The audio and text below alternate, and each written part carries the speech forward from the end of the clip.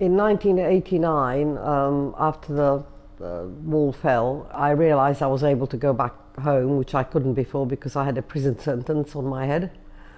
And my father, at Christmas, my father became ill, and we therefore decided to go back. And it was on Christmas Day, which is quite difficult.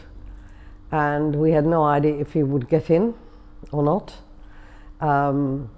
But we flew to Vienna and hired a car and drove to the frontier. When we got there were two things that were different.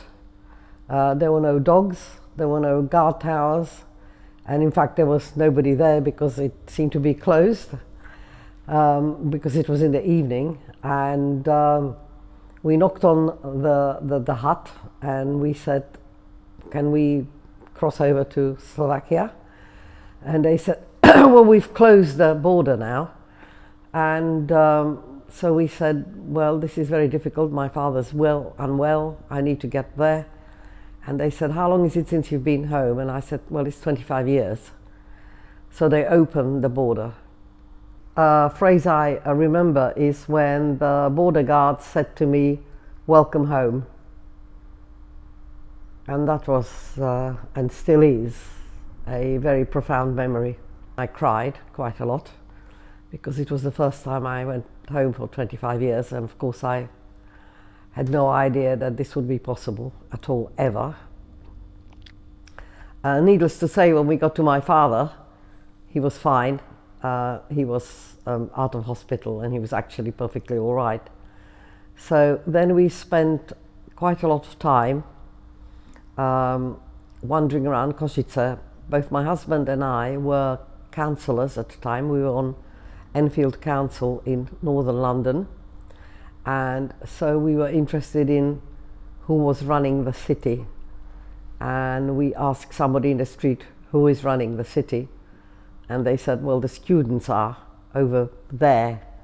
So we went into the building and we said, hello students, you are running the city, and we bring you fraternal greetings from the London Borough of Enfield. And we talked to them quite a lot about what was happening. It was very interesting. It was during the election for Václav Havel, so there were quite a lot of election posters up, and that was all quite different to my previous experience of living in Czechoslovakia. From my point of view, it was very emotional. I was particularly emotional when I got back to Poprad, where I lived, and I saw the Tatra Mountains for the first time for many years, because the Tatra Mountains meant a lot to me.